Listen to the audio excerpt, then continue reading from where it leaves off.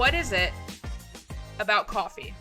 Like, is it the caffeine? Because so many times this season I saw, obviously you have the sodas, but soda has caffeine. And then I saw a lot of It does. energy drinks. Energy drinks have caffeine. Too much And caffeine. and alcohol obviously is a whole different story, which, speaking of, on that, which is a whole different topic, is the one thing about this reality show that I have a hard time believing is that they do all of that sober. Yeah. You are, a man is not running out dressed in Chippendales sober. Oh my gosh, that moment is burned into my mind. I'm so embarrassed. I'm so embarrassed for him. I'm like, what? Okay, but Nicole, this is like a comment that I got a lot when I was like in circles, when I was like living in California and at work functions and I was the only sober one, mostly just at like holiday parties where we would dance. And I actually have really appreciated that they brought it up this season. They're like, people think Mormons can't dance, but we love to dance and we sure do. All of our pent up everything we just put into dancing. Like and I've had many, comments on a dance floor of like, "Are you sure you're sober right now?" I'm like, "Yeah, Honestly, get it out through dance." I'm so jealous of that, because I this is a conversation that I feel like my wife and I have all the time, is like, I hate how I feel like I need alcohol to be in like social settings. And Fascinating. it might just be because I've, like, there's never been anything holding me back. If I wanted it, I would drink it, and then I just drank it. And it's kind of what you do in college, and after college it becomes like the social norm to do. And like I genuinely feel, especially to dance, you will not find me sober dancing. Like, first off, it doesn't even look right, but second, like, there's not enough confidence in this world that I could steal from people that would just sober me on a dance floor. And so I respect that, because I don't want to be like that.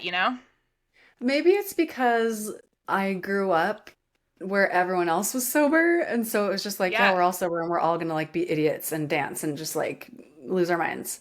But because it does, like, it is kind of this awkward, it's definitely this awkward barrier. And I've definitely felt that at times where it's like, not drinking can feel like a barrier, and it can feel like, I think it's probably really fun when you're all drunk, and it's not as fun when you're the only one who's not, right? Mm-hmm. And like I feel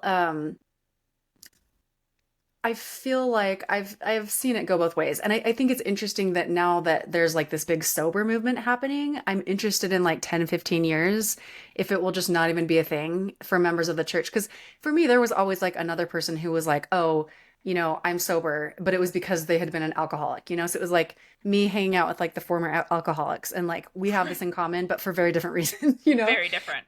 Yeah. And so, yeah, I don't know. I think that is definitely wild. Like, I can explain the dancing. I cannot explain running out to start a fight in a Chippendales costume. Oh my gosh, I can't.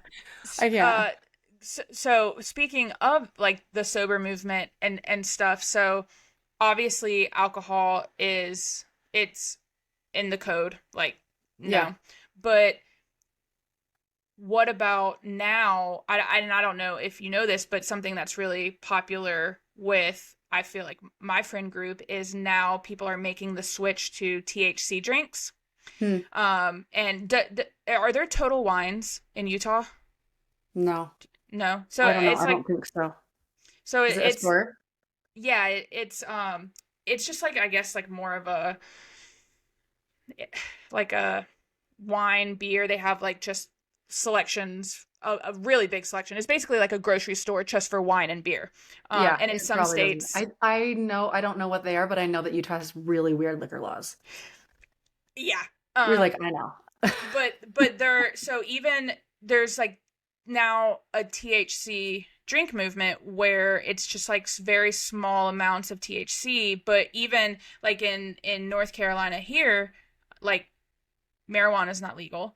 THC is not legal, but there's like a workaround somehow where it's in very small traces in these drinks. Huh. So I like things like that. I Yeah. feel like where it's new territory, like I'd be really interested to see, like, especially with Gen Z, because that's like the thing is it's, you're technically still sober because it's not alcohol, but it is THC. But then again, like, I mean, in a lot of these states where there are temples, like, it's legal. Yeah. And it's not, I mean, I don't know. Yeah. So, I mean, that's an interest, and that brings up the question you asked that I didn't answer about caffeine. So that's another thing where it's like, the word of wisdom is the code, the name of the code, right? That's like about the clean living, right? And there are different things about it. It's like, consuming meat in moderation and exercising and getting rest. And like it says, no alcohol, no tobacco, and no hot drinks, which at the time meant like coffee and caffeinated tea. But like they haven't changed it since the invention of Diet Coke and Red Bull. And so it's one of those things where like it's not officially in the guide. And so some people are like, oh, I can have Red Bull. I feel like if you're like, there's like a spirit of the law and the letter of the law thing, right? Like the letter of the law being like, okay, we are following it exactly. And then it's like, okay, but what is the purpose of it, right? And I think that there are lots of people, and including myself at times, who I like eat chocolate every day. It's probably not like healthy for me, but we have to have one vice, right? But like, and that's the kind of the joke people make, is that like Mormons are obsessed with sugar. We have soda shops and cookie shops and all this stuff. But I think that's where it comes in. It's not officially in the code. Ketamine is not officially in the code, but it's like, I think if you are like using your best judgment and like thinking about it, I feel confident that Red Bulls would not have made the cut had they been invented in the 1800s. Yeah, I guess I like when as someone who is not religious, like obviously I have my own set of opinions about everything, but I just feel like the thing that I've noticed with this season of Secret Lives of Mormon Wives is like the gist of it was like, here, take the pettiness and like the toxicity out, like, and just view these women as a group of girls. Like it really, going back to like what we talked about in our first episode, like it just really seems like here's these group of girls that are just doing their best. And like, you don't go to church because you're perfect. Like you go to church to get better. And it just, I was thinking about this because I'm a big Justin Bieber fan, and Justin Bieber like is very, very religious and very spiritual. But he's also made a lot of mistakes, and he continuously makes mistakes.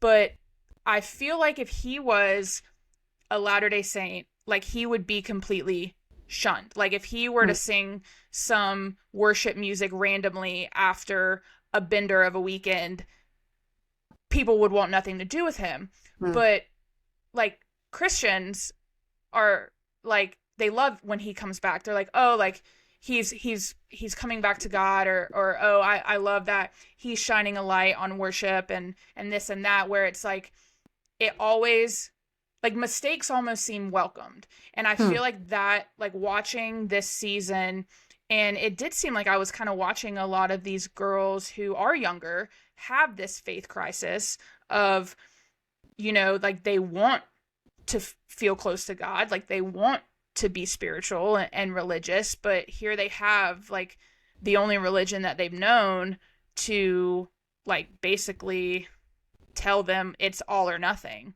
Yeah. And I know I'm not a prophet. I know I'm not a president or an apostle, or I'm not any of it, but I just feel like membership numbers would be up if we rolled it back, if we calmed down a little bit. Don't you think, Nicole? If we said, you know what? Caffeine, that's not going to, God is not going to look at you and say, you are less than. I think he'd be okay with a Red Bull every now and again on a late night. I think he would love chocolate every day. Right? And I just feel like maybe Yeah, you sound like every therapist I've ever had who I've talked to about my religion. They're like, can And you I just just dial it back a little?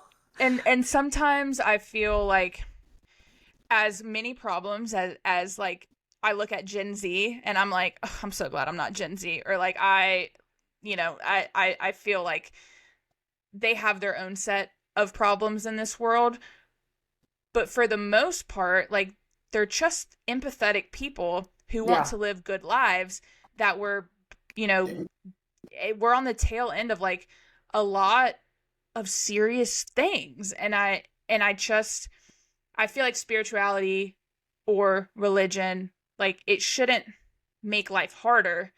It should complement your life, or like it should fit in. And yeah, that seems to be what I thought was like one of the most real aspects of this season is I do feel like a lot of younger people are having these faith crises, mm, and they're being told certain things because maybe they don't want to wear garments, or yeah, maybe they do want to have a glass of champagne on their birthday, or like these little things that don't make you a bad person. yeah. They just make you like life is.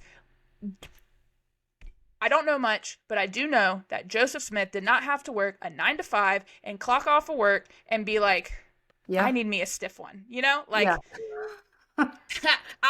I know that Joseph and I do not have the same set of issues, and yeah, maybe some of the issues he had I'm glad I don't have, but I feel like we could roll back a little bit. yeah. Okay. I have so many thoughts about what you said.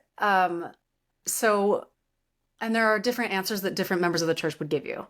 One answer, and maybe more like hardline or strict member of the church, would say, well, um, it's about commitment and a higher commitment. It's not about checking boxes. It's about if you're wearing garments with the intention that you are wearing them because they remind you of what you learn and do in the temple, they're reminding you of a connection to God. And that's something that every single day you're putting on this thing that reminds you, this is what I've promised. This is what God has promised me. This is who I am in the grand scheme of things. Like they would say that and there actually is a Joseph Smith quote that I'm going to butcher.